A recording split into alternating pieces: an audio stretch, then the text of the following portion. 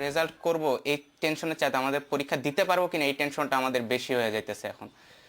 আর এখন প্রিপারেশন নেওয়ার সময় চিন্তা করতে হইতেছে আদৌ কি পরীক্ষা হবে নাকি আমরা পরীক্ষা দিতেই পারবো না।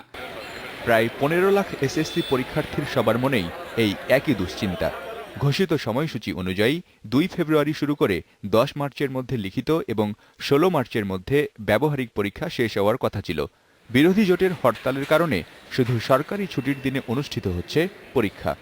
এভাবে চলতে থাকলে তা শেষ হবে এপ্রিলে গিয়ে। পরীক্ষার যে প্রিপারেশন নষ্ট হচ্ছে, এতে করে এদের বিশাল একটা রেজাল্ট খারাপ হওয়ার সম্ভাবনা অনেকেরই আছে। তো সব মিলিয়ে কথা হচ্ছে, আমরা অভিভাবক হিসেবে আমরা এটার থেকে মুক্তি চাই এবং একটা সুন্দর পরিবেশ খুব সহসা তৈরি হোক, আমাদের বাচ্চারা নিরাপদে থাকুক, এটাই আশা করি আমরা। গণসাক্ষরতা অভিযানের নির্বাহী পরিচালক রাশেদা কে চৌধুরী মনে করেন, শিক্ষার্থীদের এই পিছিয়ে যাওয়া সাময়িক কিছু নয়, সুদূর প্রসারী প্রভাব পড়বে শিক্ষার্থীদের ওপর। একটা বিশাল পাবলিক পরীক্ষা, যেটা যে কোনো শিক্ষার্থীর জীবনে একটা বড় সোপান তার জীবনের, সেখানে সে হোঁচট খেয়ে গেল। আমরা ক্রমাগত হরতাল অবরোধের কারণে পরীক্ষা পিছাতে বাধ্য হচ্ছে। এখন এমন একটা জায়গায় আমরা চলে গেলাম যে যেখানে আমরা বুঝতে পারছি না আমাদের ভবিষ্যৎটা কি আমাদের এই শিক্ষার্থীর।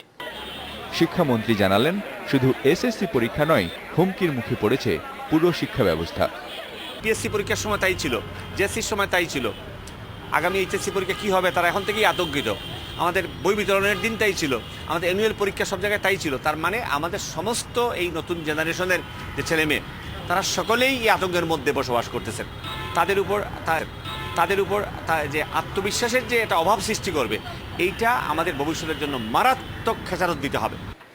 শিক্ষার্থীদের ভবিষ্যতের কথা বিবেচনা করে আবারও সহিংস কর্মসূচি প্রত্যাহারের আহ্বান জানিয়েছেন শিক্ষামন্ত্রী।